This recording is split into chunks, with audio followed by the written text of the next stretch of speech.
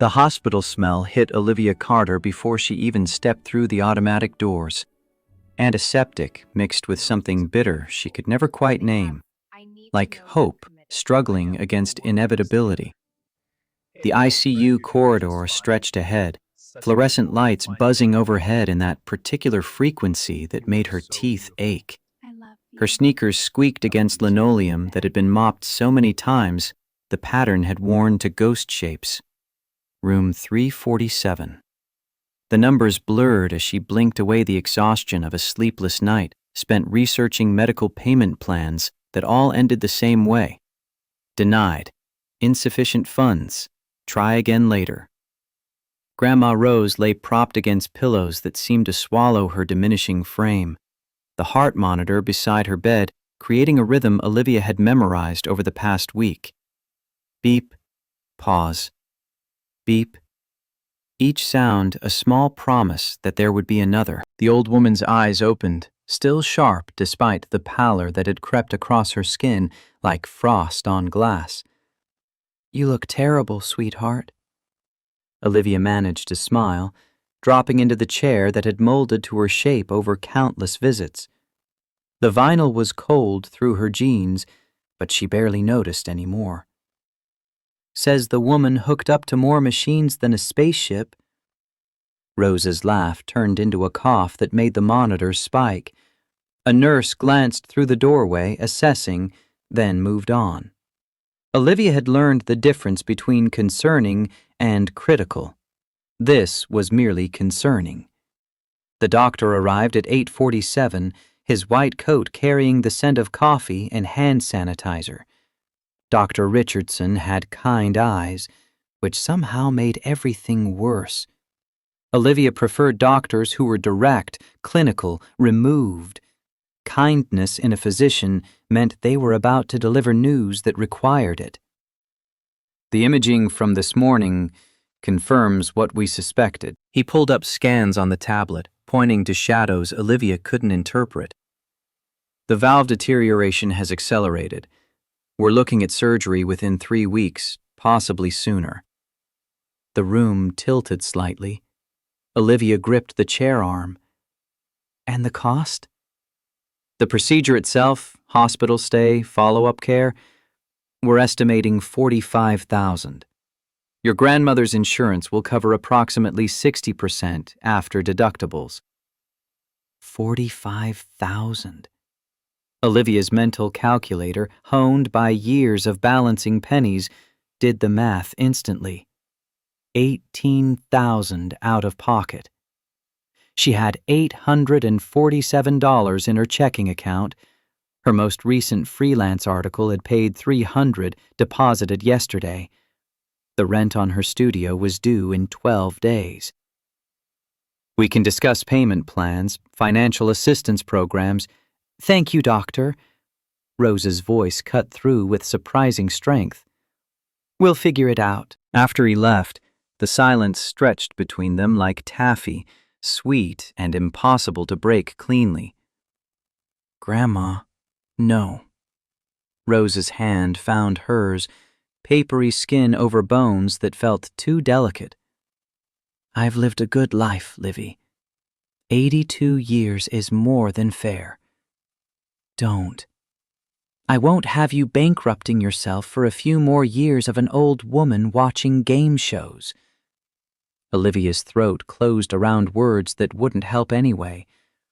The monitors beeped their steady rhythm, indifferent to human emotion, concerned only with heartbeats and oxygen levels. She left the hospital at 9:30, stepping into Manhattan morning that promised nothing but humidity and exhaust. Her phone buzzed before she reached the subway entrance. The name on the screen made her stomach drop. Marcus Webb, senior editor at Metropolitan Lifestyle. "Olivia, tell me you got the Vanderbilt wedding shots."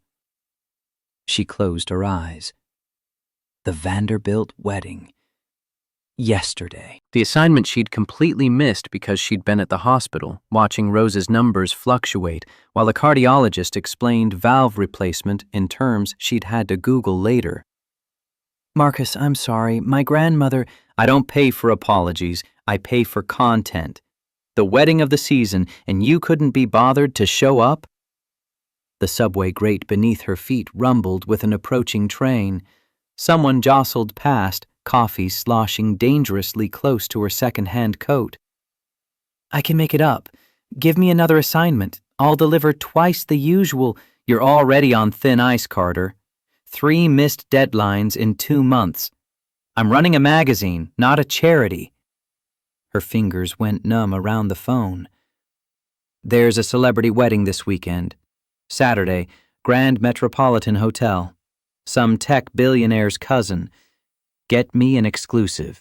Real behind-the-scenes content, not the press release garbage everyone else will run, and we'll call it even. $5,000 bonus if it's front page worthy. $5,000. Not $18,000, but a start, a foothold. I'll be there. You'd better be. This is your last shot, Olivia. Don't waste it. The line went dead. Around her, the city moved in its relentless current, millions of people pursuing their own desperate mathematics, all of them trying to solve equations that never quite balanced. Her studio apartment greeted her with the particular silence of spaces too small to echo. 400 square feet of aging radiator heat and a window that overlooked an air shaft. The walls were covered in articles she'd written over the past 5 years, a mosaic of bylines that represented rent checks and grocery money, and the stubborn belief that good writing could somehow translate to financial stability. The Metropolitan Lifestyle rejection letters were tucked in a drawer she pretended not to open anymore. 17 of them, before Marcus had finally given her a chance. Back then she'd dreamed of investigative journalism, of exposing corruption and changing minds. Now she wrote about society weddings and restaurant openings and fashion trends she couldn't afford to follow.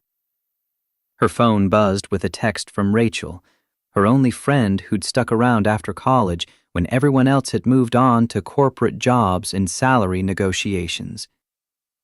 How's Rose? Olivia's thumbs hovered over the keyboard. The truth required too many words, too much explanation. She settled for the abbreviated version everyone preferred. Stable. Surgery soon. 3 dots appeared, disappeared, reappeared. Need anything? Everything. Nothing anyone could actually provide. I'm good, thanks.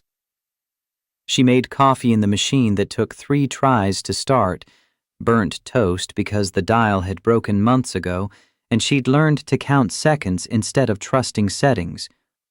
Breakfast tasted like obligation. She ate standing up, scrolling through her notes app for the wedding details Marcus had texted. Saturday, 2 days away. Grand Metropolitan Hotel, the kind of place where her annual salary wouldn't cover a weekend suite. The bride was someone named Melissa Ashford, marrying Marcus Sterling, cousin to Alexander Sterling III, the real estate billionaire whose face occasionally graced Forbes covers between philanthropic ventures.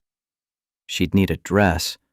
Her closet offered 3 options, none appropriate for a society wedding.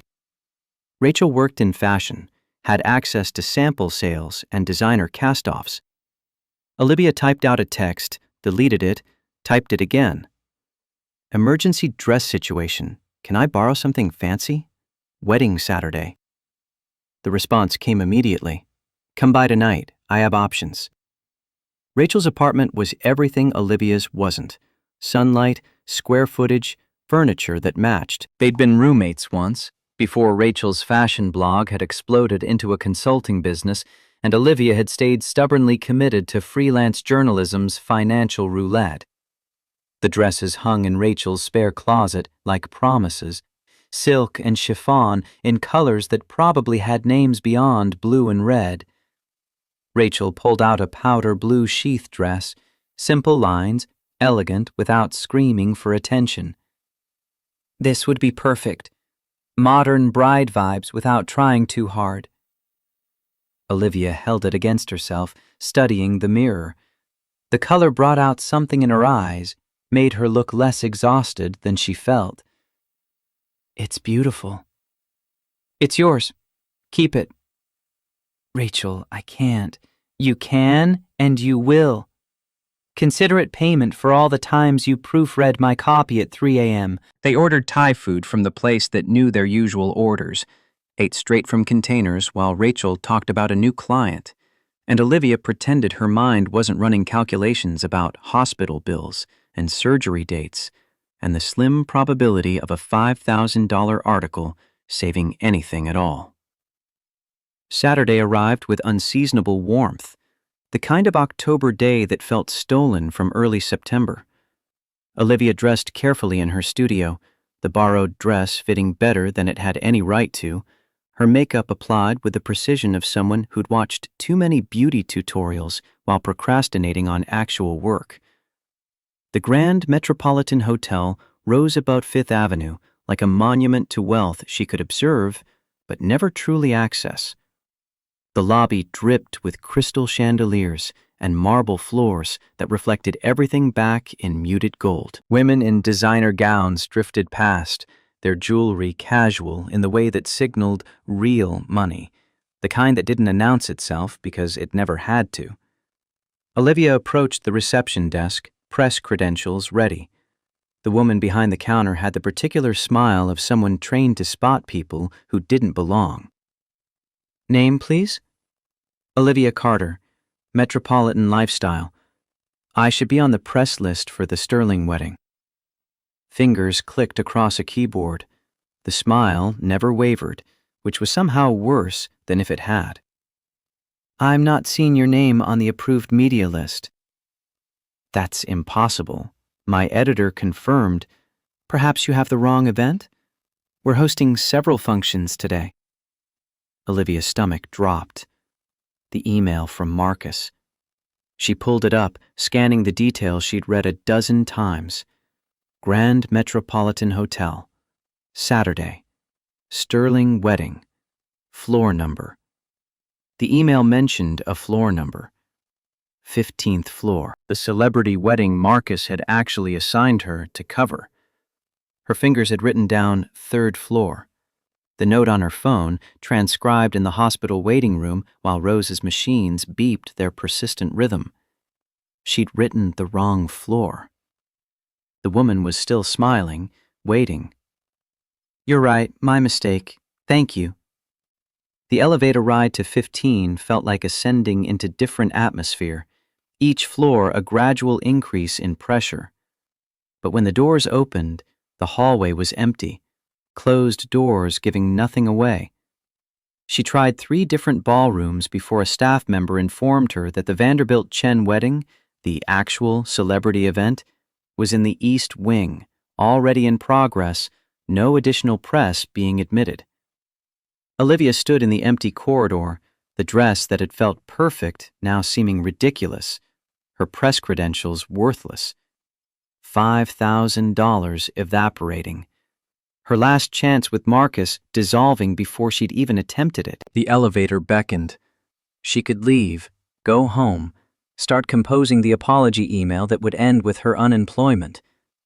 Or 3rd floor. The Sterling wedding she'd accidentally researched. Not celebrity enough for magazines, but still wealthy enough for elegance. Maybe she could salvage something. A society piece Marcus might accept as consolation. The 3rd floor ballroom was everything the muted elegance of old money could construct. White roses covered every surface, their scent mixing with champagne and expensive perfume. A string quartet played near the windows overlooking Central Park, sunlight streaming through glass that probably cost more than her annual rent. She slipped inside, phone already out, camera app open. A few discreet shots, maybe she could write something about modern wedding trends, intimate gatherings for the ultra-wealthy. Her backward step found nothing but air and the solid mass of a waiter balancing a tower of champagne flutes. The collision happened in slow motion. Her shoulder hit his arm, The tray tilted. Crystal glasses slid in graceful arcs, champagne catching light like liquid gold, and then gravity reasserted itself with enthusiastic efficiency. The cascade hit the man standing 3 feet away, soaking his tuxedo from shoulder to waist. Champagne dripped from expensive fabric, pooling at his feet on marble that would never forgive the stain. He turned, and Olivia's breath caught for reasons that had nothing to do with mortification. Alexander Sterling III didn't look like his Forbes photos. Those images had captured competence and wealth, the generic handsomeness of good tailoring and professional lighting. In person, his presence carried weight that cameras couldn't translate. Dark hair, slightly disheveled from the champagne shower. Blue eyes that held hers with an expression somewhere between surprise and amusement. The kind of bone structure that belonged in old paintings of people who'd conquered things. The entire ballroom had gone quiet. "No, no, no." Olivia lunged forward, grabbing napkins from a nearby table. "I'm so incredibly sorry. Let me help. I'll pay for professional cleaning, replacement, anything." "And you are?" His voice carried the particular accent of old money and northeastern boarding schools, amused rather than angry. "Olivia, I'm so sorry." An elderly woman materialized at his elbow, elegant in champagne silk that matched her grandson's impromptu shower, her face lighting up with an expression Olivia couldn't immediately interpret. "There you are!" "Where have you been keeping this absolutely gorgeous girl hidden?" Olivia opened her mouth to explain, but the woman was already pulling her into a hug that smelled like Chanel and rosewater. "Sweetheart, you must be the famous mystery bride. Alexander has been so secretive about this surprise wedding. We were all beginning to think you didn't exist." The world tilted slightly. Mystery bride. Surprise wedding. Alexander's expression shifted to something Olivia couldn't read, some calculation happening behind those blue eyes. "Grandmother Eleanor, I'd like you to introduce—" "It's wonderful to finally meet you." Olivia's voice came out steadier than she felt. Journalist instincts, maybe, or survival mode, recognizing that correcting this woman in front of 100 wedding guests would create a scene that would definitely get her thrown out. Eleanor gripped her shoulders, studying her face with the intensity of someone memorizing details. "What a beautiful young woman. And that dress is absolutely perfect. So chic and bridal." Bridal. The powder blue dress that Rachel had chosen for exactly that quality. Modern bride without trying too hard. The ballroom seemed to shift around her, puzzle pieces clicking into unwanted places. This wasn't the celebrity wedding. This was the Sterling family wedding. Marcus Sterling, Alexander's cousin. And somehow, this woman thought Olivia was Alexander's surprise bride. Eleanor was already clapping her hands, the sound sharp enough to cut through the string quartet. "Everyone, come meet Alexander's stunning bride." Dozens of faces turned toward them. Professional photographers materialized from corners, cameras already raised. Olivia looked desperately at Alexander, silently begging him to end this nightmare before it metastasized into something worse. Instead, he stepped closer, his arms sliding around her waist with the easy confidence of someone who'd made harder decisions in boardrooms and emerged unscathed. "Ladies and gentlemen, I'm delighted to introduce my fiancée, Olivia Carter." The words hung in the air like the champagne had, suspended by physics that made no sense, and then gravity reasserted itself again. His lips found hers, the kiss brief but convincing, the kind of contact that would photograph well and fuel gossip for months. The crowd erupted in applause and cheers that seemed to come from underwater. Olivia's knees weakened from pure shock and something she absolutely refused to analyze. Not here, not while drowning in a lie that was expanding with every passing second. When they separated, she managed to whisper through clenched teeth and a frozen smile. "Have you lost your mind?" Alexander's grin carried wickedness she was beginning to suspect was his default setting. "Welcome to the Sterling family, darling. Now smile like you mean it. You're officially my bride-to-be." She forced brightness into her expression while her brain screamed objections in volumes that would shatter the crystal chandeliers. Excited relatives surged forward, congratulations flowing like the champagne that had started this disaster, and somewhere in the chaos, Olivia caught sight of her reflection in one of the gilt mirrors lining the walls. The woman staring back looked radiant, terrified, and utterly convinced she'd just walked into chaos that would define the rest of her life.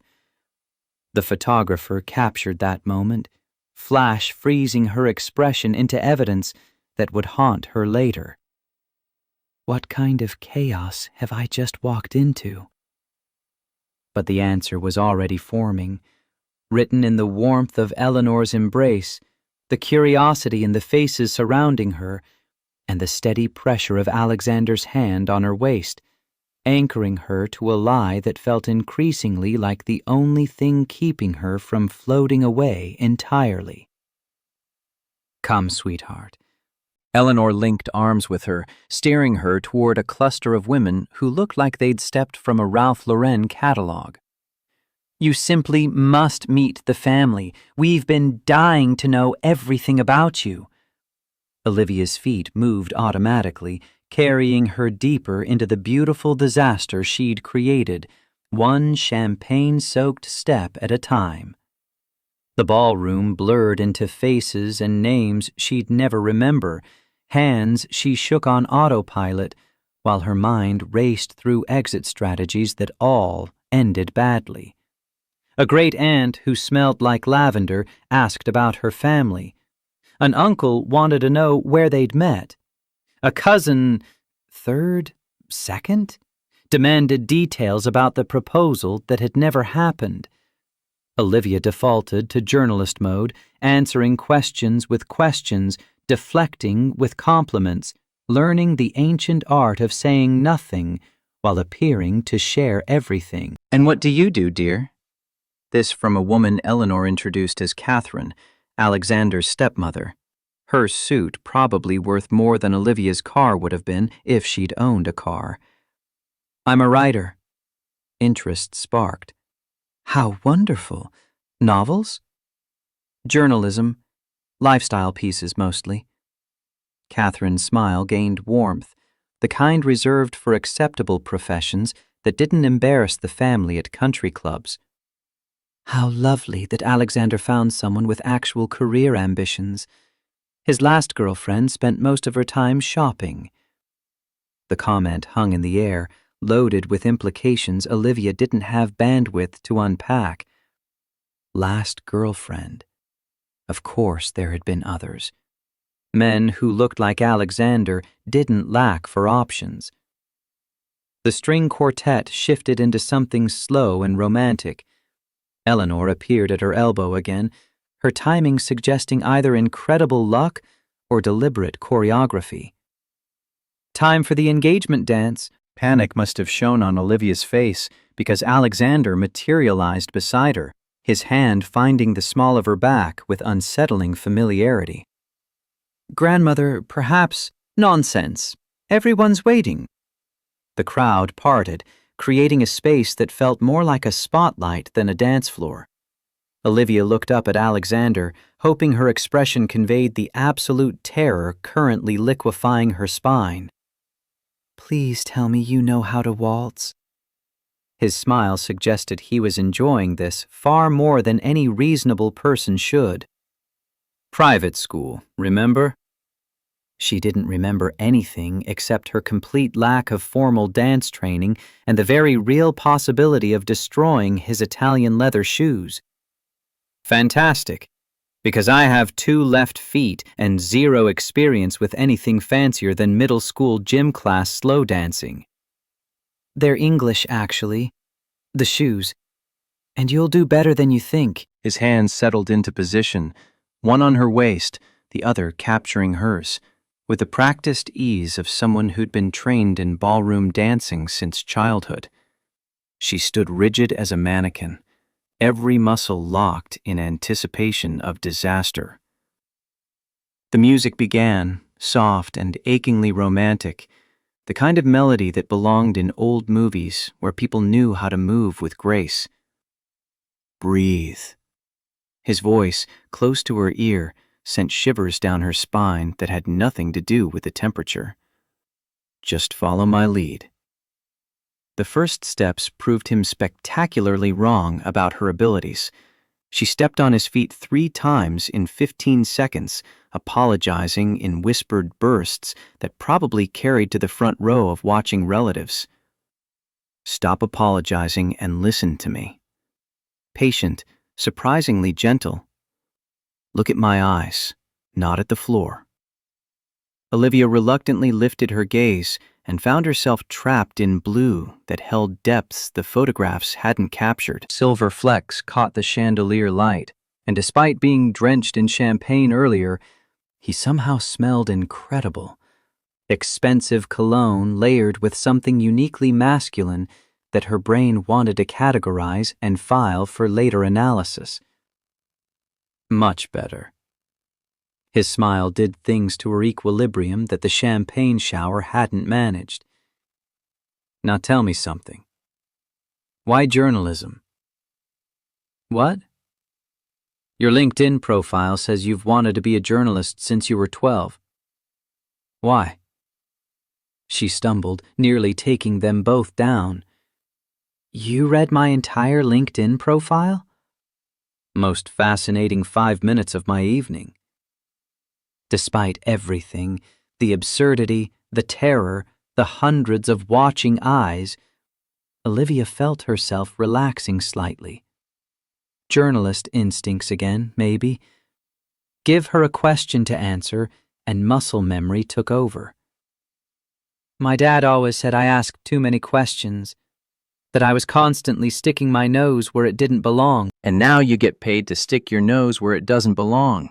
Smart career move. It's more complicated than that. She was dancing. Actually dancing, her feet following his lead without conscious thought, her body responding to subtle pressures and shifts that felt more like conversation than choreography. Keep talking. You're less tense when you're distracted. I wanted to be an investigative reporter originally, exposing corruption, making a real difference, but I ended up covering society parties because it pays the rent and makes you miserable. Not a question, an observation delivered with enough accuracy to sting. I wouldn't say miserable, more like settling for less than I dreamed of. That's worse than miserable. The music built toward crescendo, and Olivia noticed other couples had joined them on the floor, diffusing the spotlight pressure. The relief was sharp enough to taste. What about you? Why are you still single at, 35? 33. And because I'm a control freak workaholic with trust issues the size of Manhattan. The honesty surprised a laugh from her, genuine and unguarded. Wow. Most people sugarcoat that kind of self-awareness. What's the point? You'd figure it out in 10 minutes anyway. He spun her gracefully as the music swelled, and for a moment, Olivia forgot about the lie, the disaster, the impossibility of everything. There was only the warmth of his hand on her waist, the surprising steadiness of his presence, and the dangerous realization that she was enjoying herself in the middle of what should have been a catastrophe. A man who had to be Alexander's uncle appeared at their elbow, martini in hand, and mischief written across features that suggested the family resemblance ran deep. Alexander, you have to tell Olivia about the time you tried to impress a girl in high school by joining the drama club. Alexander's ears went red, an endearing crack in his composed facade. Uncle Edward, this is neither the time nor he auditioned for Romeo and Juliet. Edward was clearly enjoying himself. But he was so nervous during the balcony scene that he completely forgot his lines and started reciting the Gettysburg Address instead. Olivia dissolved into laughter that felt real for the first time since the champagne shower. "You did not. 7 years ago," Alexander's mutter carried the weight of ancient embarrassment. "I was 17. Did you get the part?" They made him a tree in the forest scene. Edward cackled before wandering off to find new victims, leaving Olivia gasping with laughter that bordered on hysteria, all the terror and absurdity of the evening converting into helpless giggles. "A tree? You were demoted to plant life?" "It was a very important tree." "I'm sure it was. Did you at least get the girl?" She started dating Romeo. Apparently, knowing the Gettysburg Address by heart wasn't as romantic as I'd hoped. Their laughter tangled together, drawing curious smiles from the couples dancing nearby, and Olivia felt something dangerous shifting in her chest. This wasn't supposed to be fun. This was supposed to be a disaster she escaped at the first opportunity. But then Eleanor approached, phone in hand, and that gleam in her eye that signaled incoming trouble. "Alexander, darling, I simply must show Olivia some photos." The color drained from Alexander's face with impressive speed. "Grandmother, maybe later would be—" "Nonsense. Every fiancé needs to see pictures of her future husband as a child." She was already pulling Olivia closer, phone screen glowing with evidence Alexander clearly wished had been destroyed years ago. "Look at this precious angel." The photo showed a 5-year-old Alexander in a tiny sailor suit, grinning toothlessly at the camera with joy so pure it made Olivia's heart ache. "He's absolutely adorable." And here he is at 10, at his first golf lesson.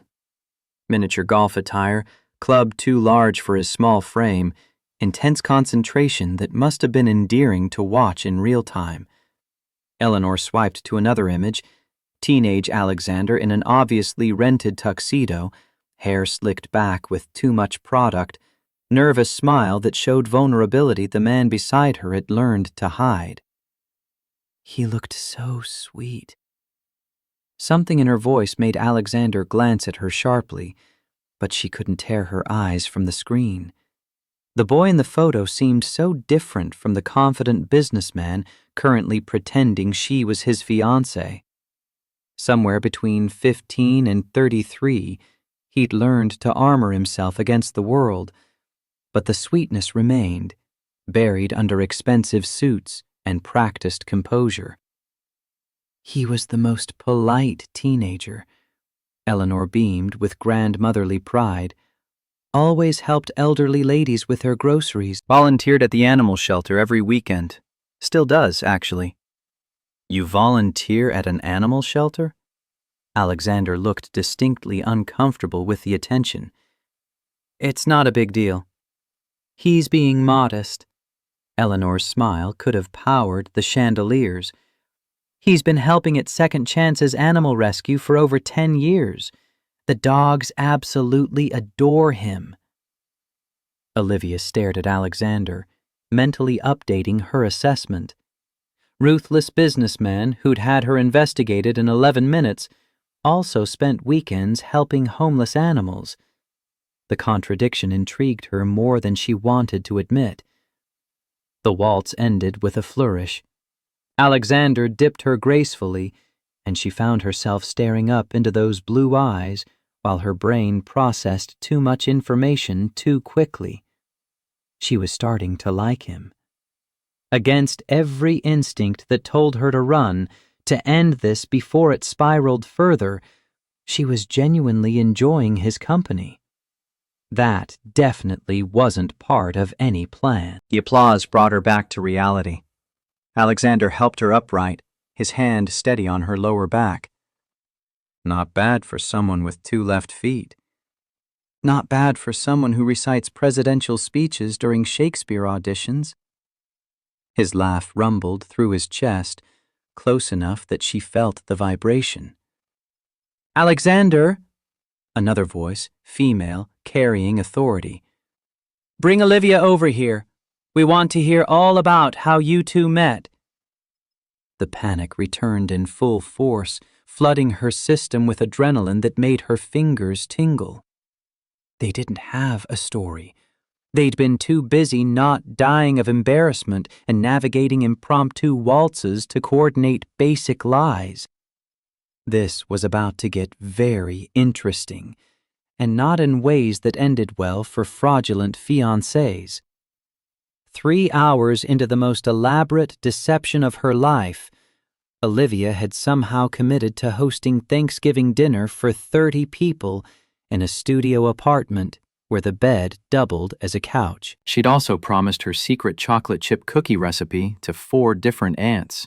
Agreed to be maid of honor for Alexander's cousin Sophia despite having never met the woman before tonight. Accepted membership in the Sterling Family Book Club, currently dissecting Pride and Prejudice, and signed up for the annual charity golf tournament despite never having touched a club outside of miniature golf at a Jersey Shore boardwalk when she was 12.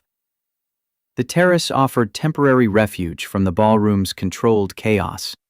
Manhattan's skyline glittered with the indifference of a city that had witnessed 1,000,000 lies and would witness 1,000,000 more. The October air carried a chill that cut through her borrowed dress, raising goosebumps she tried to ignore. Alexander loosened his bow tie, the gesture somehow more intimate than the kiss he'd given her in front of 200 witnesses. "Welcome to the Sterling family experience. They're enthusiastic adopters. Once they like you, you're basically stuck with them forever." "Alexander, this is spiraling completely out of control." The words came out sharper than intended, edged with panic that had been building since the waltz ended and reality reasserted its claim. "Your Aunt Catherine just asked about wedding venue preferences. Apparently she has connections at 5 different country clubs and wants to start making calls tomorrow morning. Catherine loves planning other people's events. It's her primary hobby." "It's not a hobby when the wedding doesn't exist." Olivia paced the terrace, her heels clicking against marble that probably cost more per square foot than her monthly rent. The absurdity was suffocating, pressing against her chest like the beginning of a panic attack. "Your cousin Daniel cornered me by the dessert table, asking about ring sizes. He knows a guy in the Diamond District who gives family discounts." Alexander had the audacity to look amused rather than appropriately horrified. "Daniel's actually a good connection to have. His friend does beautiful work." "Are you even listening to me?" She spun to face him, aware that her voice was climbing toward volumes that might carry back inside. "This isn't funny. I just spent 20 minutes discussing flower arrangements with your stepmother, who has very strong opinions about peonies versus roses." "Elizabeth does get passionate about floral design. What did you tell her?" "That I'm allergic to peonies, which is a complete lie, but it was the only thing I could think of to avoid making decisions about flowers for a wedding that will never happen." Alexander stepped closer, and Olivia caught that scent again. Sophisticated cologne and something underneath it, warmer and distinctly him. The combination did unfortunate things to her ability to maintain righteous anger. "Olivia, take a breath. You're doing great." "I'm doing terrible. I've told so many lies in the past 3 hours, I can't keep track anymore. I grew up in Portland. No, Seattle. No, definitely Portland. My college major changed from journalism to communications to English literature, depending on who asked. And according to various conversations, my parents are either divorced, happily married, or my father is mysteriously traveling abroad for business.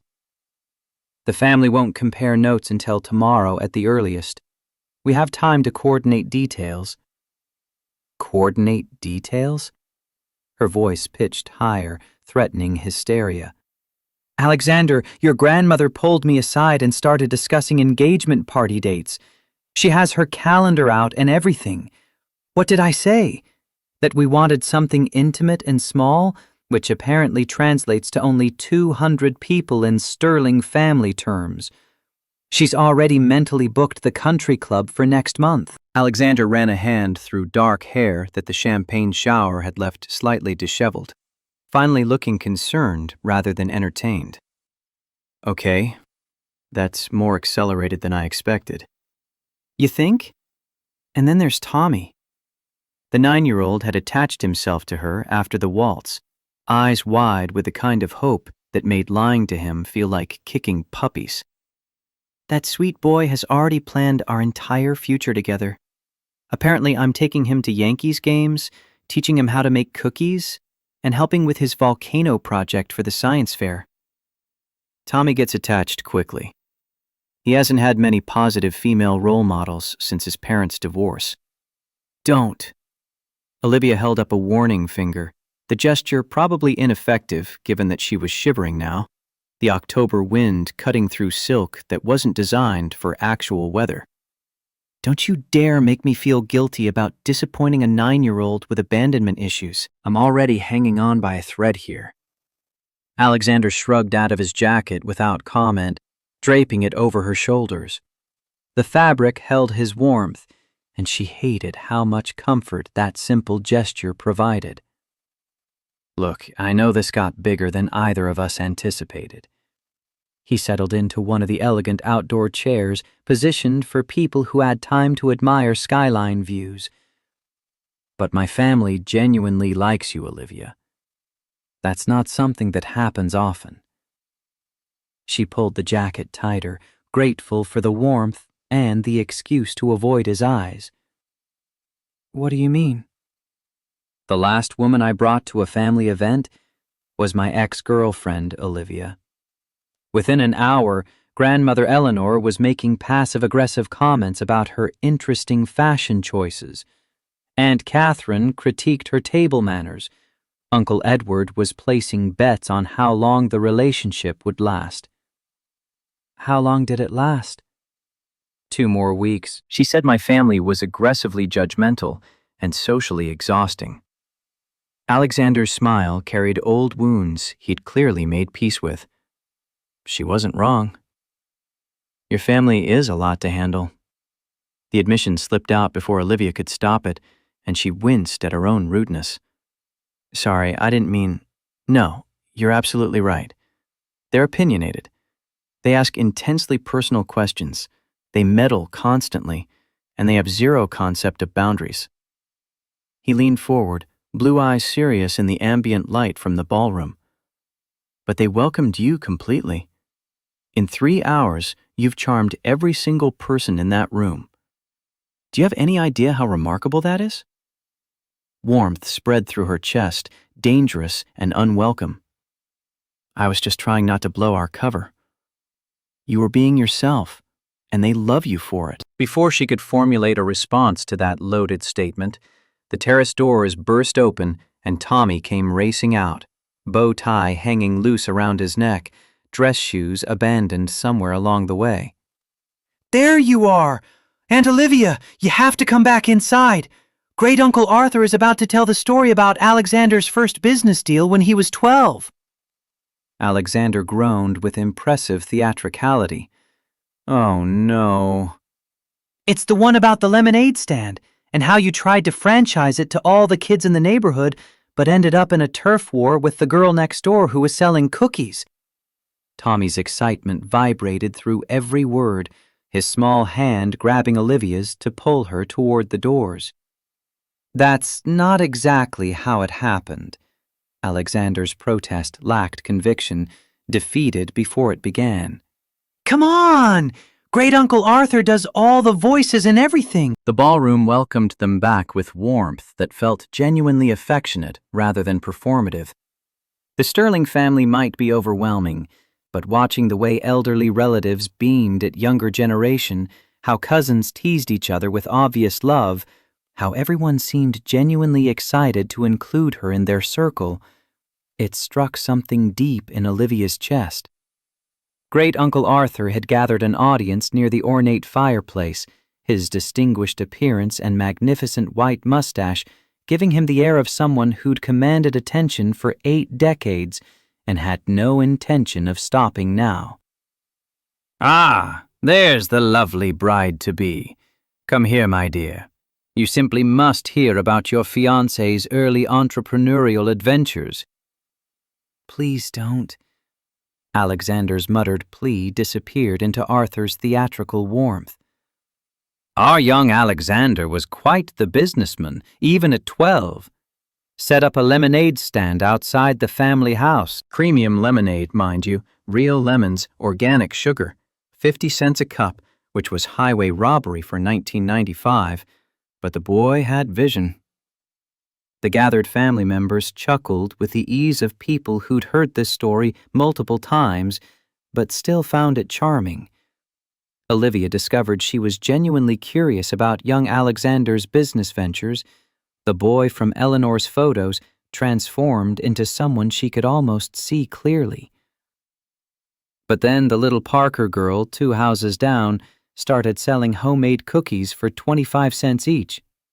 Suddenly, Alexander's lemonade business was suffering serious competition. Arthur's delivery held the polish of decades telling the same anecdote.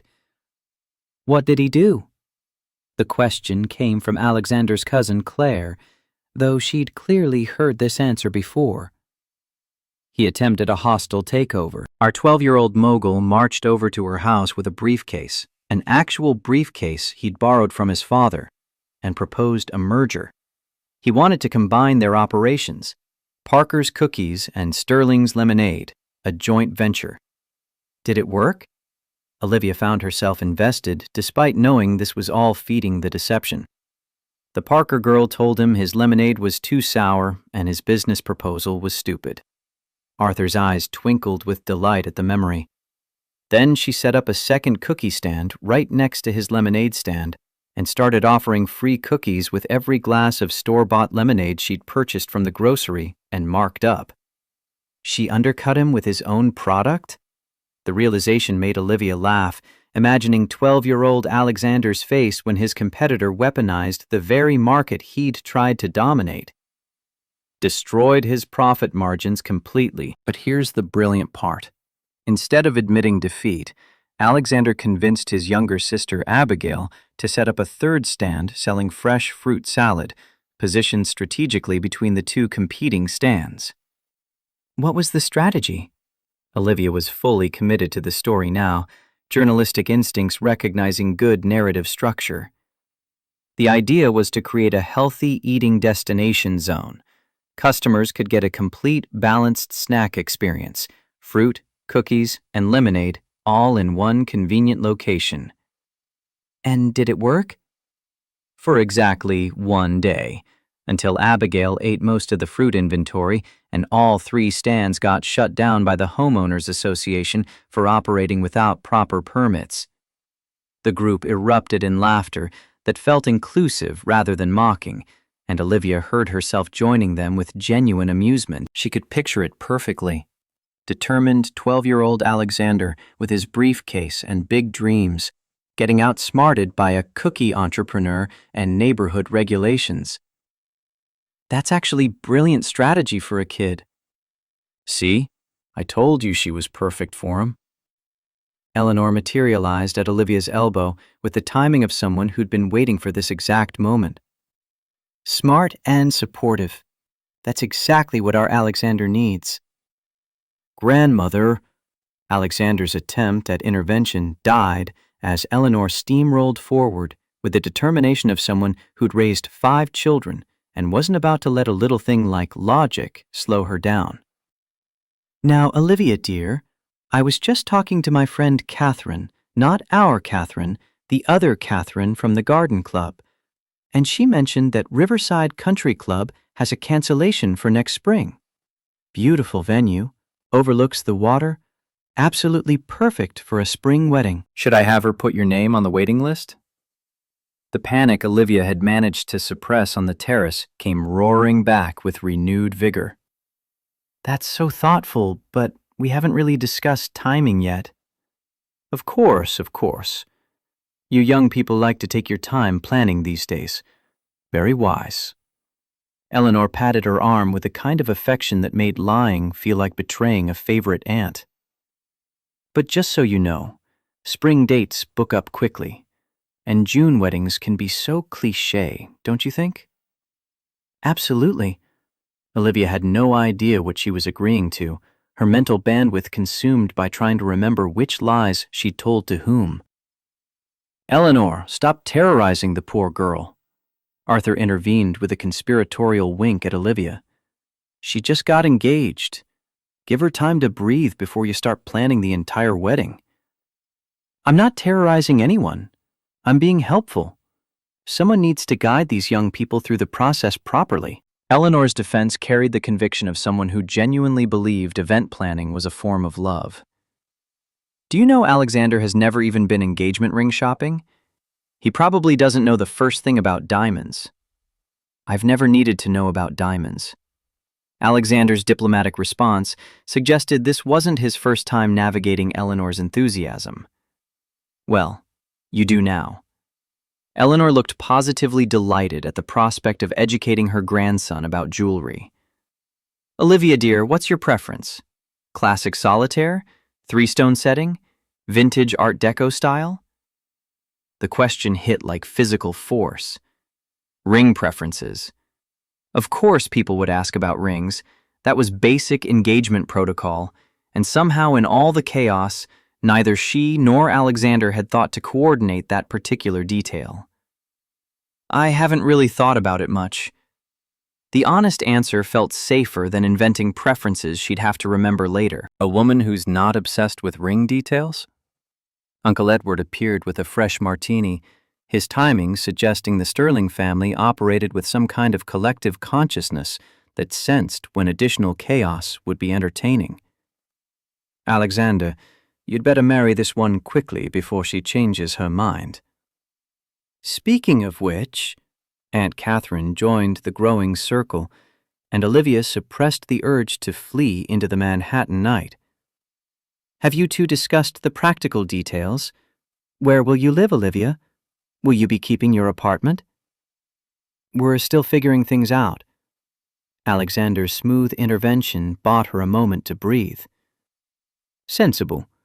You might want to start looking at places together soon, though. The good neighborhoods move quickly, and if you're planning a family eventually... Family? The word escaped as something between a squeak and a whisper.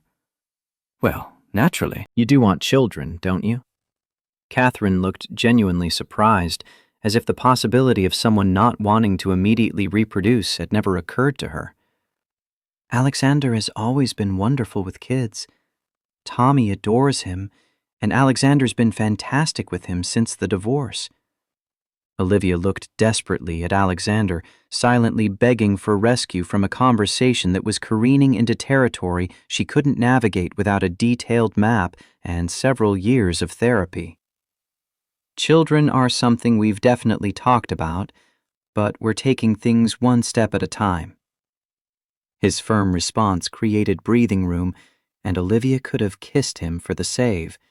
Except that would just add more fuel to the family's romantic assumptions. Smart approach, Arthur nodded sagely, his white mustache bobbing with approval. Build the foundation first, then expand the family. That's how Eleanor and I did it. Married 6 months before we even discussed children, and we had 5 wonderful years together before James came along. Exactly, which is why we should probably head out soon. Alexander glanced at his watch with the casual authority of someone accustomed to controlling his schedule. Big day tomorrow.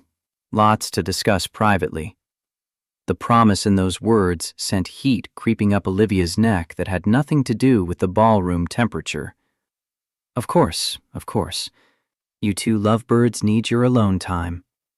Eleanor clapped her hands together, and Olivia wondered if the woman had ever met a moment she couldn't punctuate with enthusiasm. But Olivia, darling, don't forget we're expecting you for Sunday dinner this week. It's a sterling tradition. Every Sunday at 2, and everyone brings a dish to share. What should I tell everyone you're bringing? The question was innocent, delivered with such genuine warmth that saying no felt impossible. Surprise us. I'm sure whatever you make will be wonderful. They spent another 20 minutes saying goodbye to what felt like hundreds of relatives, each one offering congratulations and unsolicited advice about everything from honeymoon destinations to the importance of separate bathrooms. By the time they reached the hotel's entrance, Olivia's face hurt from maintaining a smile that felt increasingly like a mask. The valet brought around a black Mercedes that probably cost more than Olivia would earn in 5 years. Alexander opened the passenger door with the kind of automatic courtesy that spoke to upbringing rather than calculation. The leather seats were softer than her mattress. Classical music played at a volume designed to facilitate conversation without demanding it. The city slid past the windows in streams of light and shadow, Manhattan at night wearing its most beautiful disguise.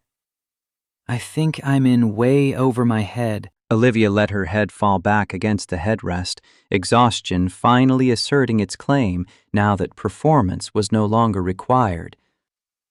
Sunday dinner, Thanksgiving hosting, golf tournaments, book clubs, wedding planning. Alexander, this is insane. Welcome to my world. But hey, at least you handled it better than Olivia did. Olivia probably had the right idea running away. Maybe, but she missed out on some pretty amazing people. He navigated traffic with the ease of someone who'd driven these streets his entire life, the Mercedes responding to minimal input like an extension of his intentions. Olivia looked back through the rear window at the Grand Metropolitan Hotel, its lights still blazing with celebration. The Sterling family would be inside for hours yet, dancing and laughing and sharing stories that knit generations together with invisible thread. They are pretty amazing, aren't they? The admission felt dangerous, acknowledging something that made ending this deception infinitely more complicated. And maybe that's exactly the problem, because Sunday dinner means extending this lie, and extending it means more people get hurt when the truth comes out. Her studio building looked particularly shabby after an evening surrounded by marble and crystal. Alexander pulled to the curb, putting the Mercedes in park but making no move to leave. Thank you for tonight. You made my grandmother happier than I've seen her in months. I lied to the sweetest family I've ever met. I'm not sure that deserves gratitude. You gave them joy. Sometimes that's worth more than strict honesty. Olivia turned to face him, studying his profile in the dim light from the street lamp. Strong jaw, straight nose, eyes that held depths she was only beginning to suspect existed. Who was she? The woman who made you so good at justifying small lies to protect people you love. His hands tightened on the steering wheel, knuckles whitening briefly before he forced them to relax. Her name was Sarah. We were married for 8 months before she was diagnosed with stage 4 pancreatic cancer. She died 3 years ago next month. The confession landed between them like something fragile and sharp. Alexander, I'm so sorry. Eleanor took it hard. Sarah was the daughter she'd never had. Losing her broke something in my grandmother, and she hasn't really recovered. Tonight was the first time I've seen her light up like that since the funeral. Understanding crashed over Olivia like cold water. The desperation in his eyes when Eleanor had first appeared, the willingness to construct an elaborate deception on the spot, the way he'd protected the lie with smooth deflection and careful misdirection. He wasn't just trying to make his grandmother happy, he was trying to give her a reason to keep living. How long does she have? The doctors say 6 months to a year if the medication works. Less if it doesn't. The heart condition is degenerative. There's no cure, just management until... He didn't finish the sentence. He didn't need to. And you thought seeing you engaged might give her something to hold on to. I thought it might give her hope. Something to look forward to instead of just waiting. His voice cracked on the last word, vulnerability bleeding through the careful control he'd maintained all evening.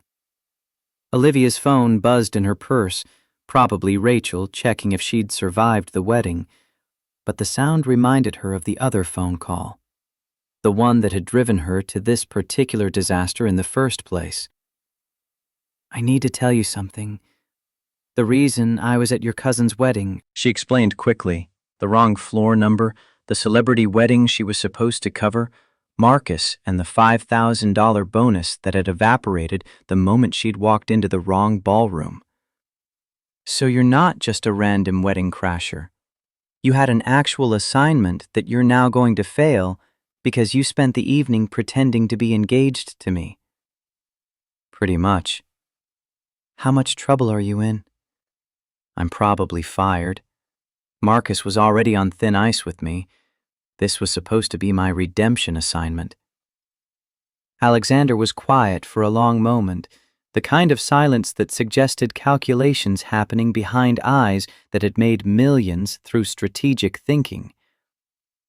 "What if I gave you something better than a celebrity wedding story?" "What do you mean?" "Exclusive access.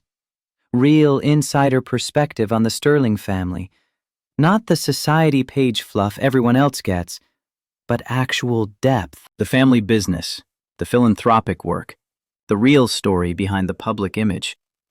Olivia's journalist instincts perked up despite her exhaustion. That would be exactly the kind of content Marcus wants. "But why would you do that?" "Because I need you to come to Sunday dinner, and probably a few other events over the next couple weeks. Long enough to give Eleanor something to be happy about before—" He didn't finish, but Olivia understood. Before the inevitable.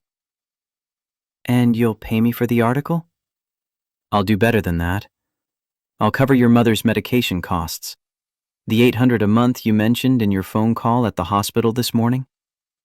Olivia's breath caught. He'd heard that? She'd been standing outside Rose's room, trying to keep her voice down while a social worker explained payment plans for prescriptions that insurance wouldn't cover. "You were listening?" "I was waiting to talk to my grandmother's cardiologist. Hospital walls are thin. I wasn't trying to eavesdrop, but..." He shrugged, the gesture somehow conveying both apology and complete lack of remorse. "You need money for your mother's care. I need someone to pretend to be my fiancé long enough to give my grandmother hope. This arrangement helps both of us." "That's..." Olivia struggled for words that would encompass the magnitude of what he was offering. $800 a month was the difference between her mother having medication that worked versus trying cheaper alternatives that came with side effects worse than the original condition. "That's incredibly generous. But it's also asking me to extend a lie that's already gotten completely out of hand." "Just through the surgery. Eleanor's procedure is scheduled for 2 weeks from today. After that, once she's stable and recovering, we can stage a mutual, amicable breakup. Realized we rushed into things. Better to end it now than later. Everyone stays friends." "And your family will believe that?"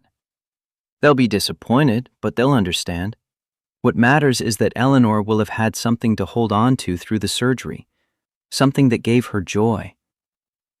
Olivia looked up at her building, at the window of her studio apartment where a single lamp burned to discourage the burglars who occasionally worked this neighborhood. Inside waited unpaid bills and unanswered emails, and the reality of a life balanced on the edge of financial disaster. Alexander was offering a lifeline.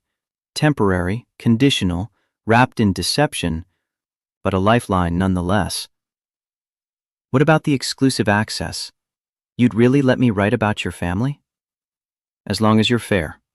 I'm not asking for puff pieces. I'm asking for honesty balanced with respect. The Sterling family has plenty of skeletons. Every old family does. But we also do real good in this city. That's the story I want told." Her phone buzzed again. This time she checked it. Marcus Webb. The text reading simply, "Call me first thing Monday. We need to talk about your future at the magazine." Future. The word felt loaded with everything that wasn't being said. her future at Metropolitan Lifestyle, her future paying rent, her future taking care of her mother and grandmother and somehow building a career that meant something beyond survival. One condition. Olivia met Alexander's eyes, journalist instincts demanding she negotiate from whatever position she could claim. After Eleanor's surgery, when we stage the breakup, you give me an interview, on the record, about Sarah, about grief, about using business success to cope with loss. The real story, not the Forbes profile version. Something shifted in his expression, surprise maybe, or respect. Deal. But you have to come to Sunday dinner and actually participate. No disappearing to take notes. You'll be there as my fiancé, not as a journalist doing research. I can do that. The words came out steadier than she felt, but Olivia had learned years ago that confidence was mostly performance anyway. And you have to help me with the golf tournament. I've never played golf in my life.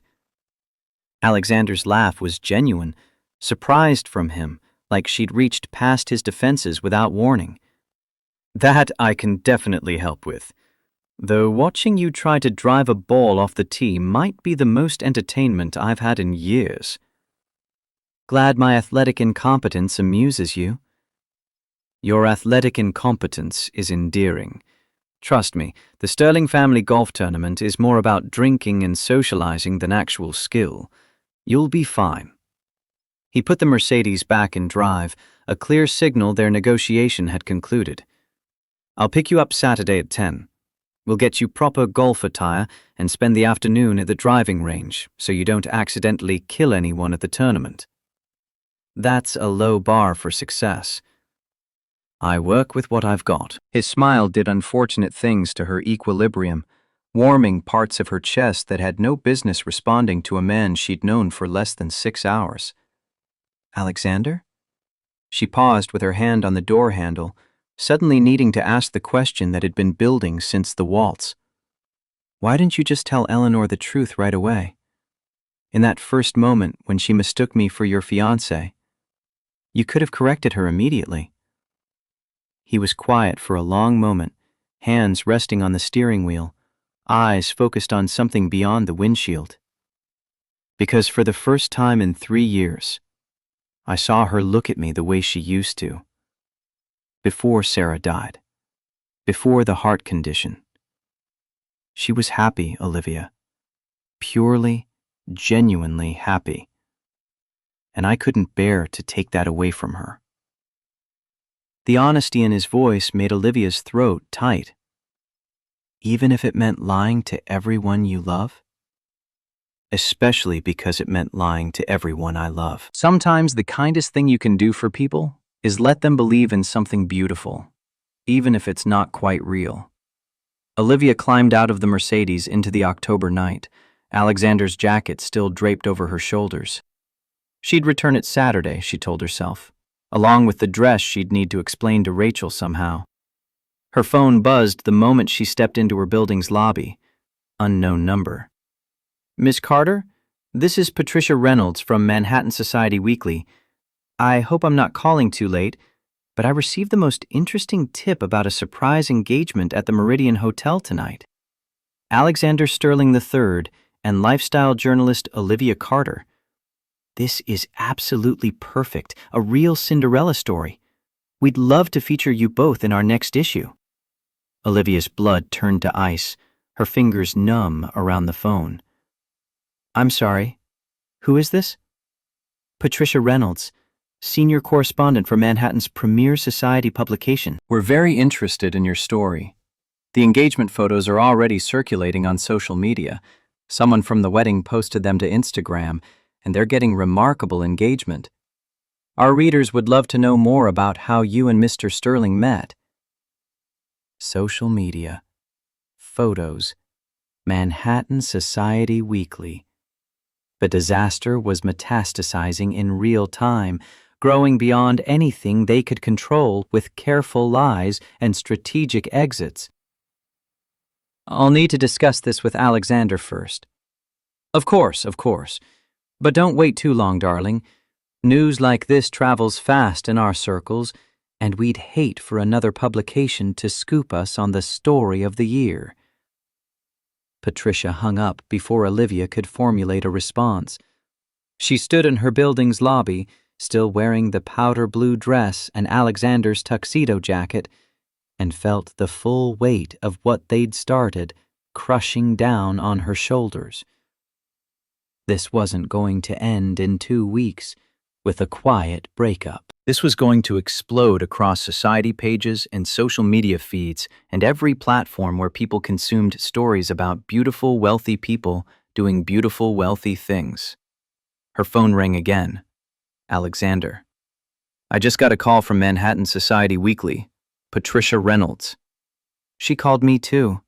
Apparently we're trending on Instagram.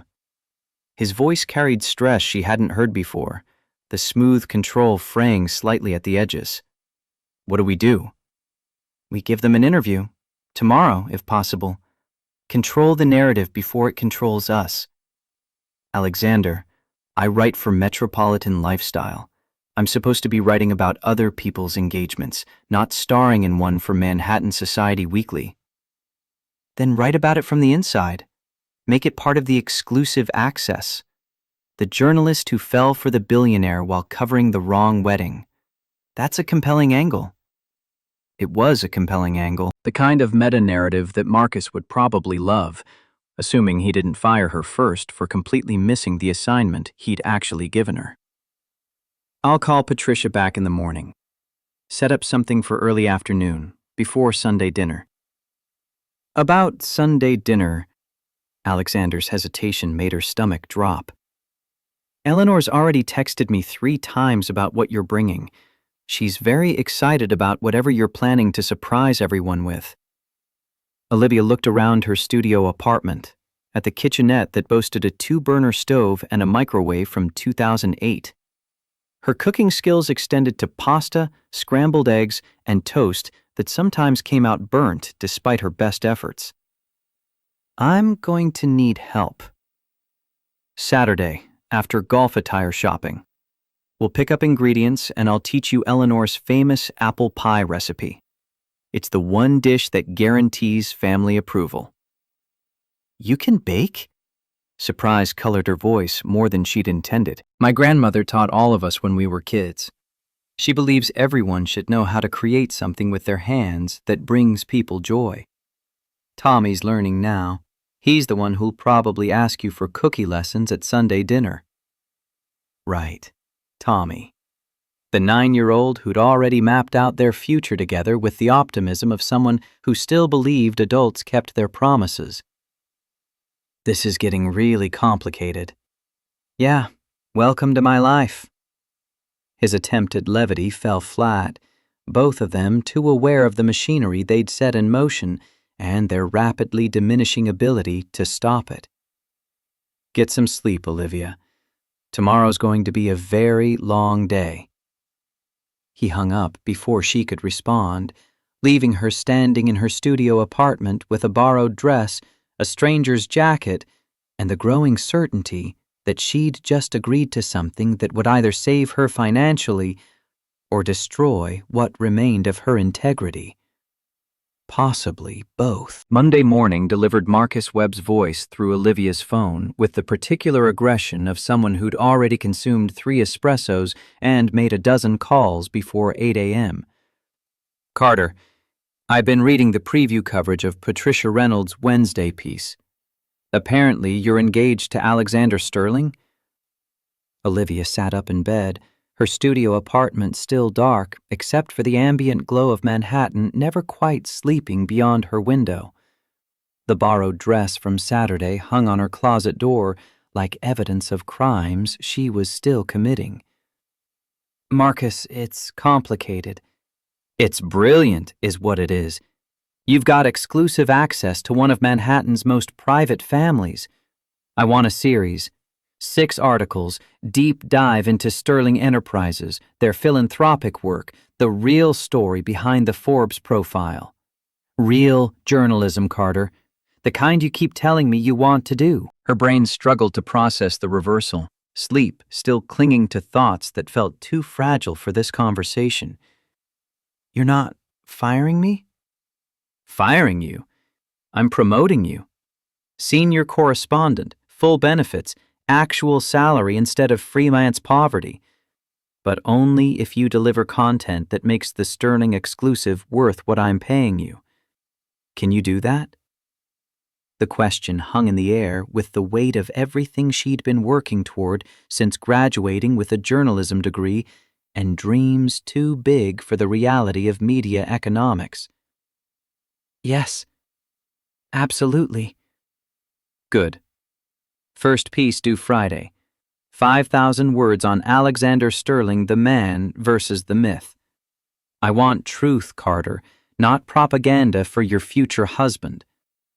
He disconnected before she could correct the future husband assumption, leaving her staring at Rachel's borrowed dress and trying to calculate whether salvation always came wrapped in complications this exhausting. Tuesday, Alexander picked her up at 9 in the Mercedes that was becoming familiar, driving to a part of Brooklyn she'd never had reason to visit.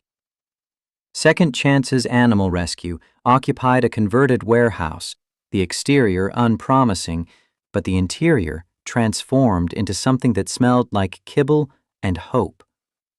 The dogs knew him. That was the first thing Olivia noticed, the way 3 different mutts rushed the entrance when Alexander walked through, tails creating minor weather systems, their joy so pure it made her chest tight. This is Duke, Stella, and a little terror is Peanut.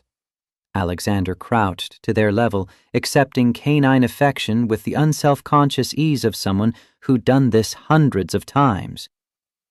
They remember you. I'm here every Tuesday morning when I'm in the city.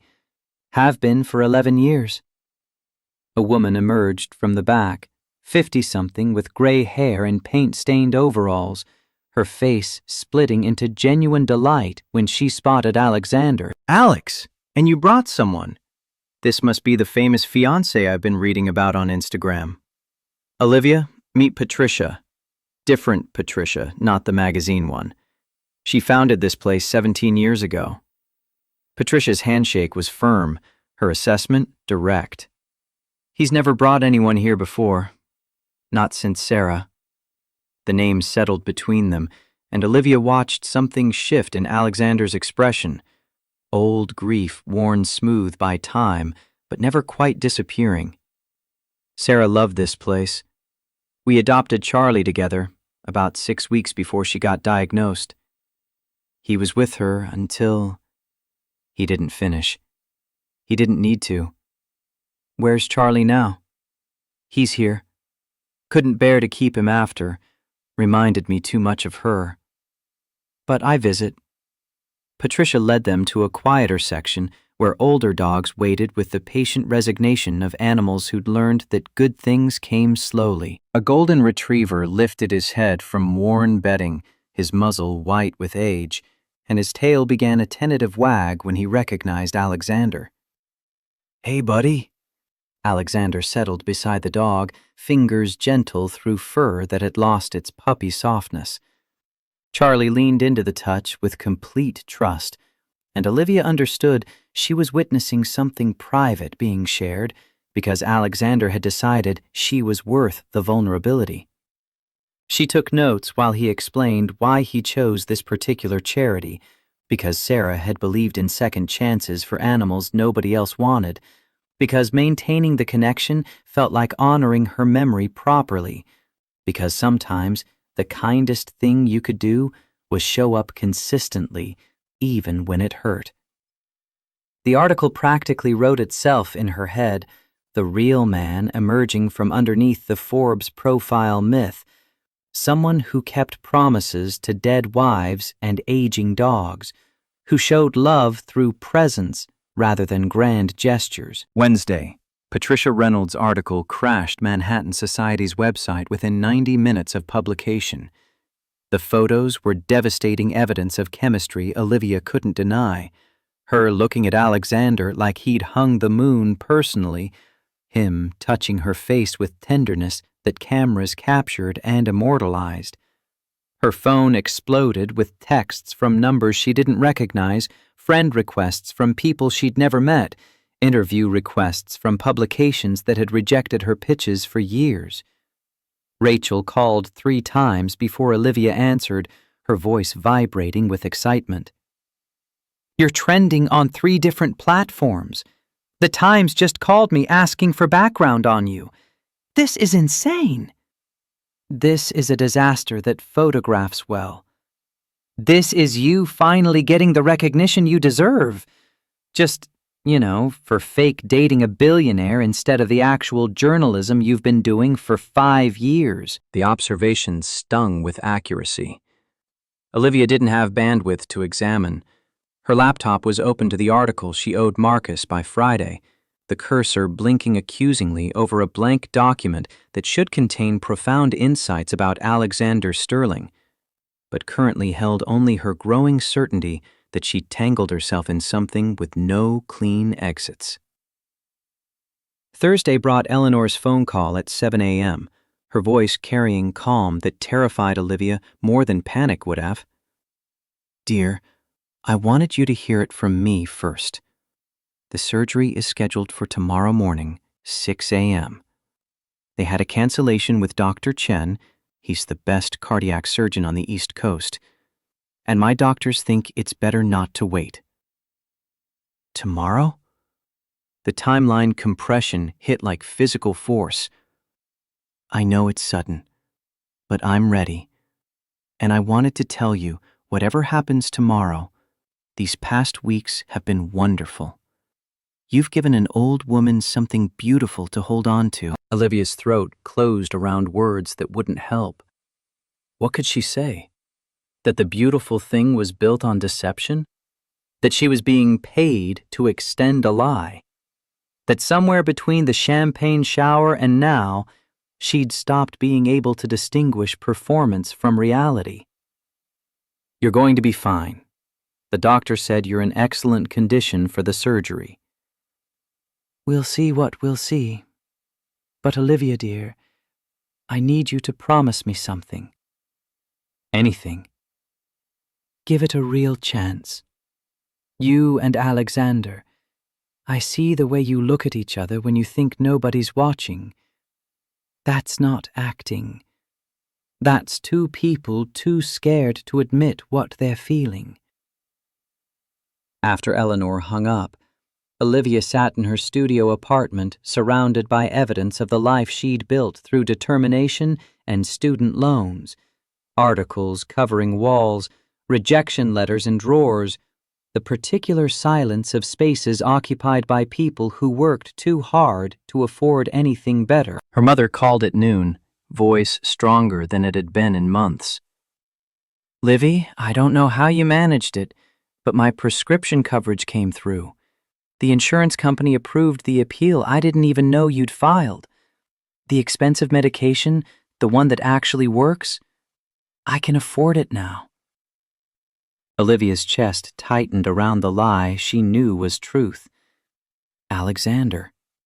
He'd done this quietly, without fanfare, probably through connections and money applied strategically to problems that destroyed people who didn't have access to either.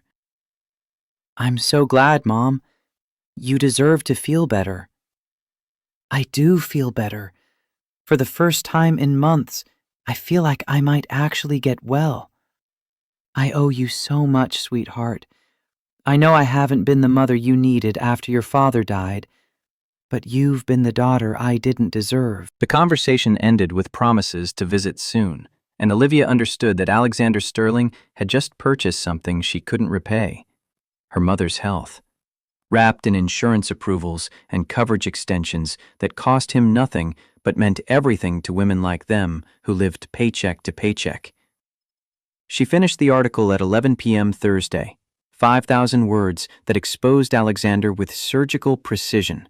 His grief, his volunteer work, the way he showed love through action rather than words, the truth underneath the billionaire performance. She sent it to Marcus without reading it a final time, afraid that if she examined it too closely, she'd realize it read like a love letter disguised as journalism. His response came within 20 minutes. "This is exactly what I wanted. You've got a future at this magazine, Carter. Don't fuck it up by marrying the subject of your investigation." Friday arrived with a particular gravity of days that changed everything. The hospital waiting room at 5:30 a.m. was designed for misery. Uncomfortable chairs under fluorescent lights, coffee that tasted like regret served from machines that probably violated health codes. Alexander sat beside her in silence, his usual composure fracturing as minutes stretched into hours. Tommy had fallen asleep against Olivia's shoulder around hour 2, his small body trusting in ways that made lying to him feel like the worst sin she'd committed in a week of impressive deception. His parents sat nearby, both in military uniform, home on leave that would end next week, their son caught between deployments and divorce proceedings that had stalled while they served overseas. "She can't die." Alexander's voice was barely audible, meant only for Olivia, or perhaps for gods he probably didn't believe in anymore. "I can't lose her too. First Sarah? No. I can't do this again." Olivia found his hand, lacing their fingers together with the ease of muscle memory they'd developed through a week of practiced touching. "She's strong. The doctor said her pre-surgery numbers were better than expected. She's going to make it through this." "You can't promise that." "No, but I can promise you won't be alone either way." The words escaped unfiltered, too honest for the arrangement they'd constructed. Alexander turned to look at her with something raw and desperate bleeding through the careful control he maintained even now. "Why are you really here, Olivia? The article access is secured. Marcus already promoted you. The money for your mother's medication is handled. You don't owe me anything. So why are you sitting in a hospital waiting room at 6 a.m. for a woman you met 4 days ago?" The question demanded honesty she wasn't sure she could afford. "Because somewhere between the champagne shower and watching you cry over a dog named Charlie, this stopped being fake for me.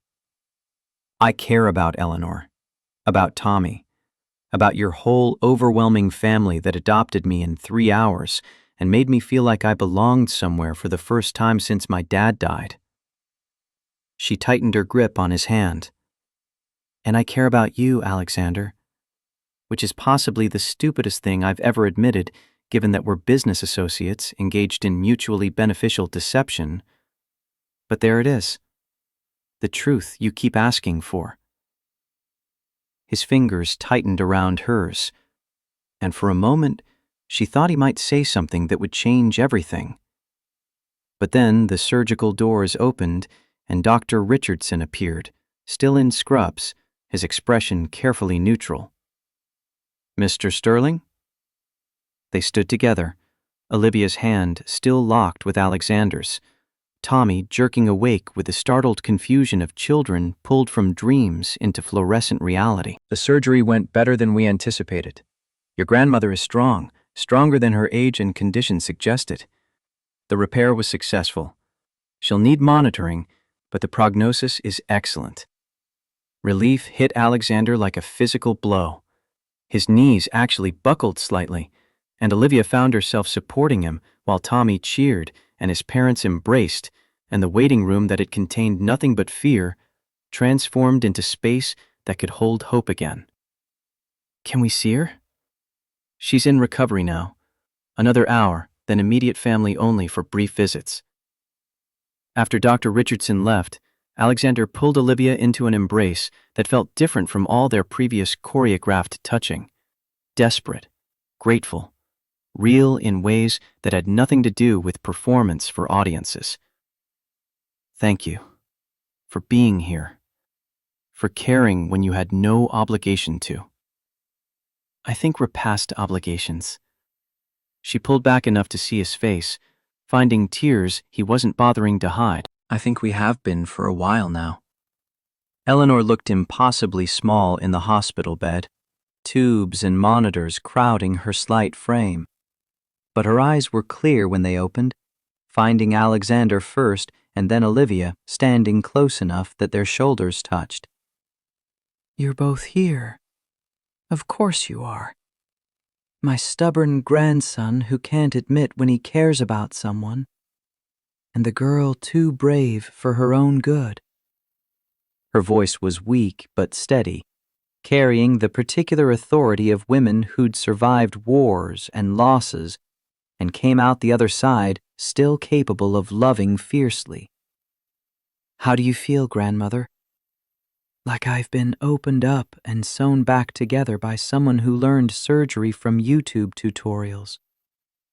But alive, which frankly exceeded my expectations. Her gaze moved to their joined hands, and a small smile pulled at her lips. I told you truth could grow from lies if you gave it enough time and honesty. Looks like I was right. You're always right. It's exhausting. Alexander's attempted humor came out watery, and Eleanor's laugh turned into a cough that made monitors spike briefly before settling. Then rest. We'll be here when you wake up. Good. Because we have things to discuss. Real things, not the performance you've been giving everyone. Eleanor's eyes were already closing, her breathing evening into the rhythm of healing. And Olivia, dear, that article you wrote about my grandson is beautiful. I read the advance copy Marcus sent me. You see him clearly. Don't lose that just because you're falling in love with what you see. She was asleep before either of them could respond, leaving them standing in recovery room silence, broken only by machines monitoring a heartbeat that had come dangerously close to stopping. She read the article. Olivia's voice came out strangled. Marcus sent it to her. Of course he did. Probably wanted her approval before running a piece about her family. Did you know he was going to? No, but I should have anticipated it. Marcus is thorough when it matters. They stood watching Eleanor sleep for long minutes before Alexander spoke again, his voice carrying the particular exhaustion of people who'd spent hours terrified and were only now processing that terror had ended. The article. You wrote that I show love through action rather than words. That I'm better at building things than saying things. Yes? So let me build something now. Something real, instead of the performance we've been staging. He turned to face her fully, both hands finding hers. I'm in love with you, Olivia. I don't know exactly when it happened, maybe during the waltz when you laughed at my Gettysburg Address humiliation, maybe when you cried over Charlie, maybe when you showed up at this hospital at 5 a.m. for a surgery you had no obligation to witness. But I know that this feeling is real, even if everything we built around it started false. The confession hung between them in space that smelled like antiseptic and held the background rhythm of machines keeping his grandmother alive. I'm terrified. Her honesty felt like stepping off edges into nothing. I'm a journalist who writes about society events because investigative reporting doesn't pay rent. You're a billionaire whose last relationship ended when your wife died of cancer. We met because I crashed the wrong wedding and you decided lying to your dying grandmother was preferable to disappointing her. This is not a foundation that builds anything sustainable. Or it's exactly the foundation we need. Honesty growing from deception. Truth built by people brave enough to admit when pretending became real. His thumbs traced patterns across her knuckles that sent warmth up her arms and straight to her chest, where something that felt dangerously like hope was taking root. I can't promise this will work. I can't promise I won't mess it up by working too much or grieving too long or being too damaged by losing Sarah to let you all the way in. But I can promise I'll try. Really try. not the performance we've been giving everyone.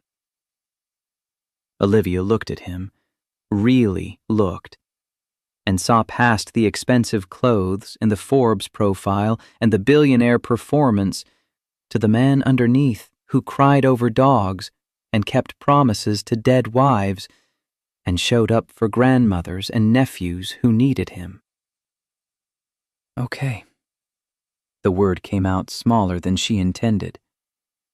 Okay? Okay, let's try. For real this time.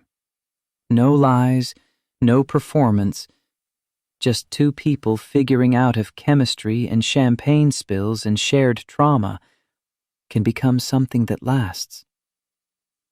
He kissed her there in the recovery room, with his grandmother sleeping 3 feet away and machines beeping their steady reassurance that hearts could be repaired if you had skilled surgeons and stubborn determination. Arthur found them an hour later, still standing close enough to share space, Eleanor sleeping peacefully while monitors tracked recovery that exceeded medical expectations. The family's gathering in the main waiting room. Tommy's telling everyone about how Aunt Olivia promised to help with his volcano presentation, and Patricia, our Patricia, not the magazine one, is already planning an engagement party for next month. We should probably tell them the truth.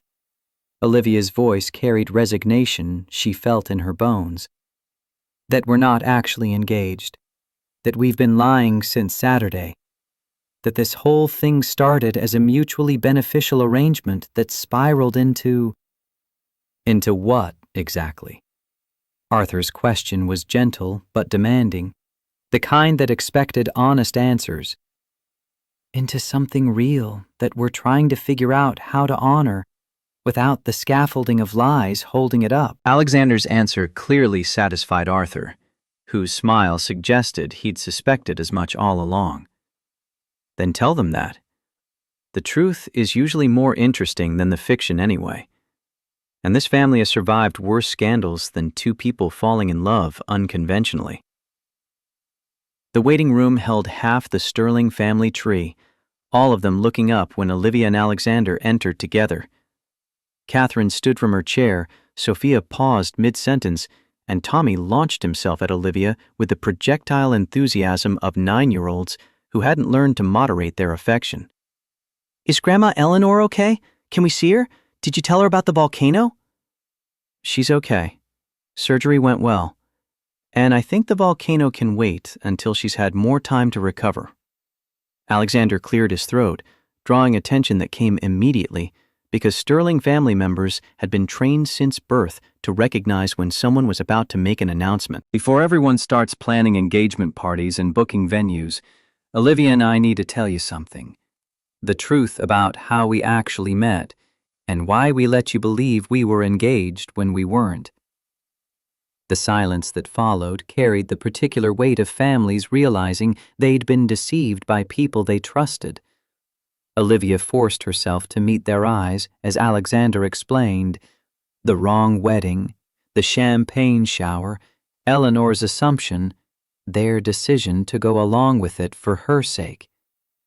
He laid out the arrangement they'd made, the exclusive access for articles, the help with her mother's medication, the timeline that was supposed to end after Eleanor's surgery with a staged breakup that wouldn't hurt anyone. But somewhere in the middle of the performance, it stopped being fake. Alexander's hand found hers, the touch steadying. We fell in love. Actually in love. Not the version we were performing for cameras and Sunday dinners. And we're asking for your understanding while we figure out what that means without the structure of lies holding us together. Catherine spoke first, her voice carrying less judgment than Olivia expected. So you lied to all of us to make Eleanor happy, and in the process of lying, you discovered something real. Yes. That's either the stupidest thing I've heard all week or the most romantic. I'm not sure which. ¿Por qué no los dos? Sophia's interjection broke the tension and uncertain laughter rippled through the waiting room. Tommy tugged on Olivia's hand, his face serious with 9-year-old concern. "Does this mean you're not going to be my aunt? Because you promised to help with my volcano." "I keep my promises, Tommy. Whether I'm officially your aunt or not doesn't change that." "Good, because I already told my class you were coming to presentation day." Father Michael had been sitting quietly in the corner, watching the confession unfold with the serene patience of someone who'd heard stranger things in confessionals. He stood now, moving to where Olivia and Alexander stood, braced for judgment. Intent matters more than facts. You're here because you care about Eleanor's happiness, about giving her something beautiful to hold on to through surgery. That's not deception. That's grace. Even if it started as a lie? Especially then. Grace is truth growing in the ruins of lies. I've been officiating weddings for 40 years, and I can tell you with certainty, how you start matters less than whether you're brave enough to continue honestly. The question now is whether you are. The answer formed in Olivia's chest, taking shape around feelings she'd been trying to deny since the waltz, when Alexander had looked at her like she was interesting instead of just convenient.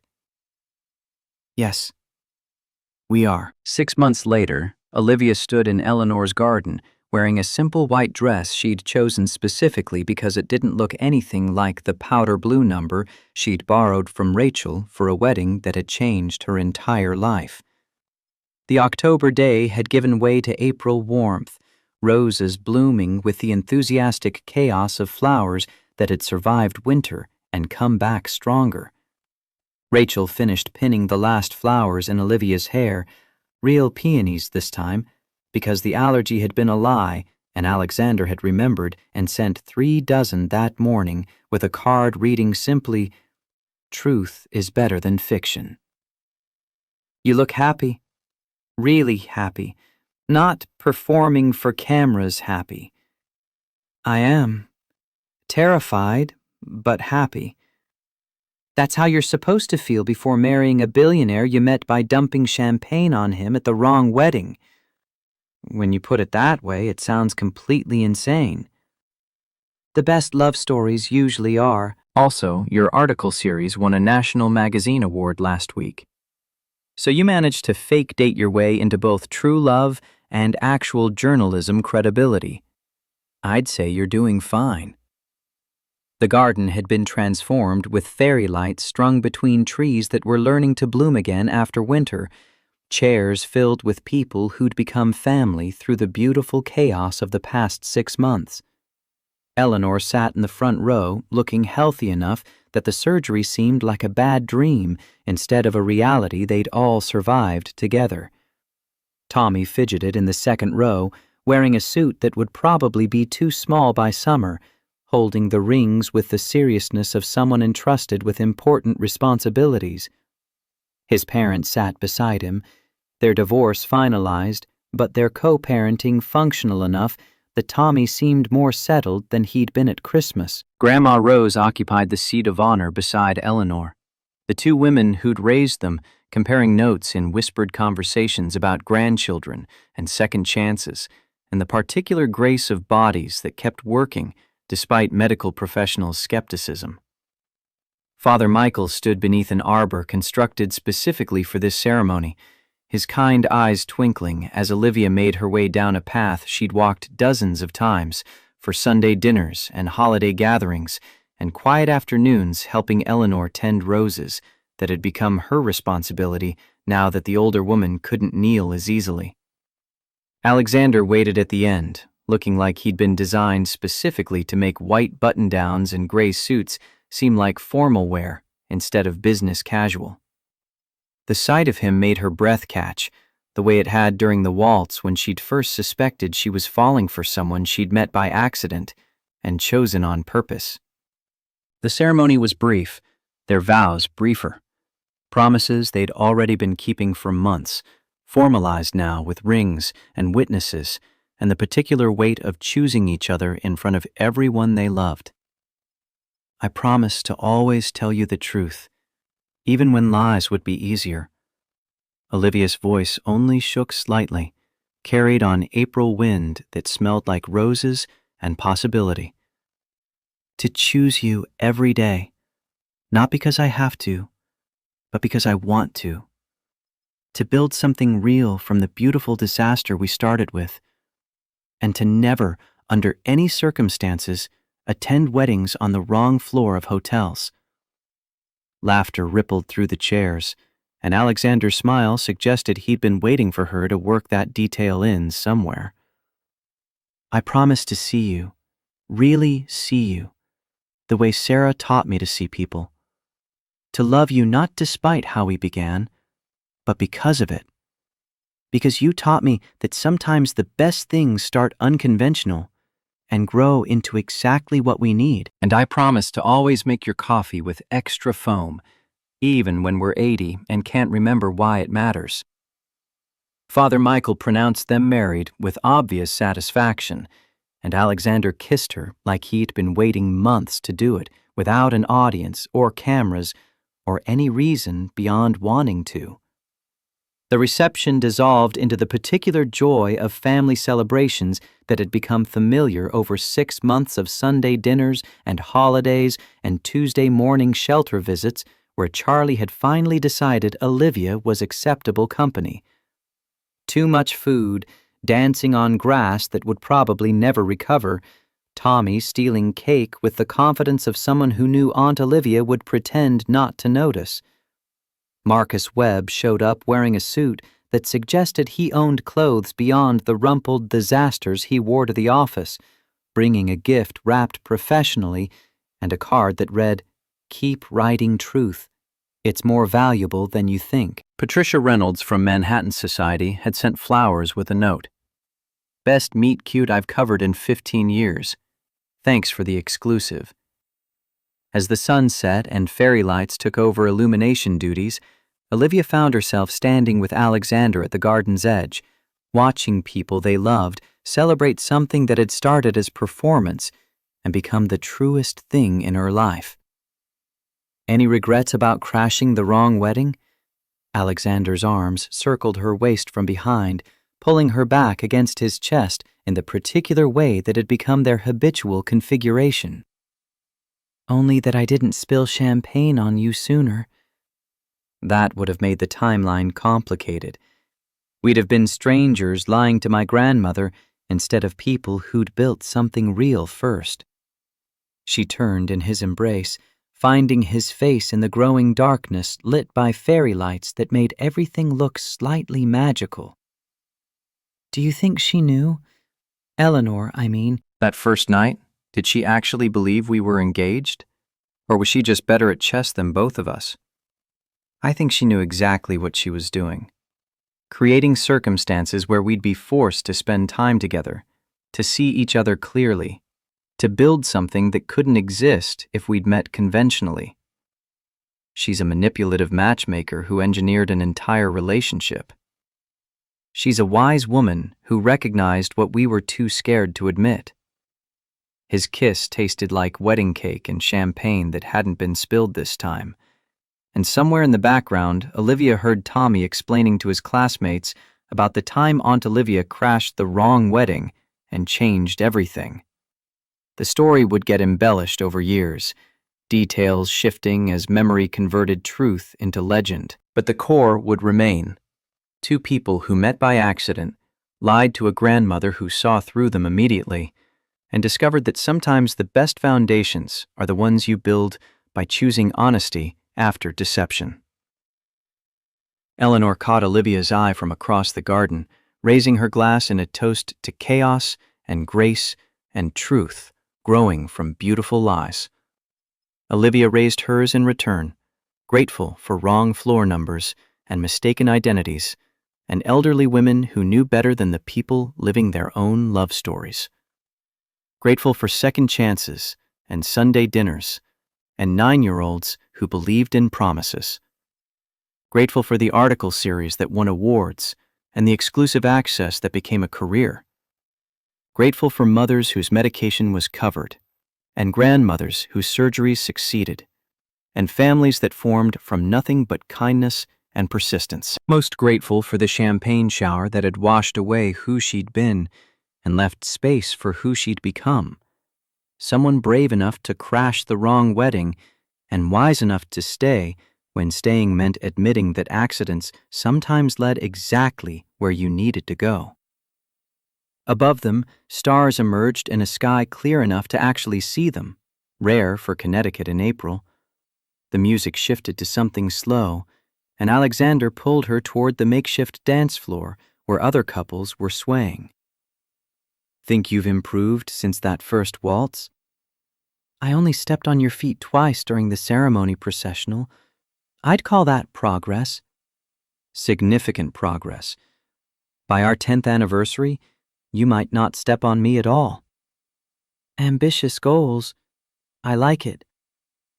They danced under fairy lights and emerging stars, surrounded by people who'd started as strangers and become family through the particular alchemy of showing up consistently, even when it was complicated. The garden smelled like roses and possibility, and somewhere in the house, Eleanor's famous apple pie was cooling for the dessert course that would bring everyone together again, around tables groaning with food and laughter.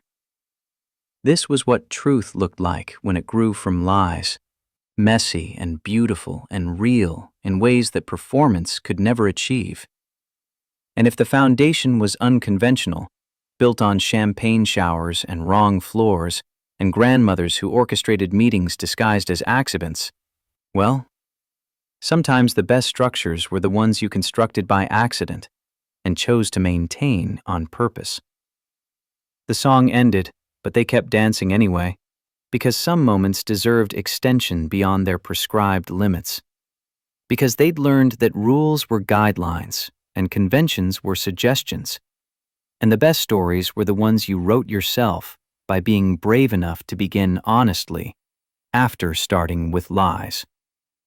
I love you, Olivia Carter Sterling. Alexander's voice carried certainty that 6 months ago would have seemed impossible. I love you too. Even though you investigated me in 11 minutes and hired security to do background checks before asking me to fake marry you. That's just good business practice. That's borderline stalking.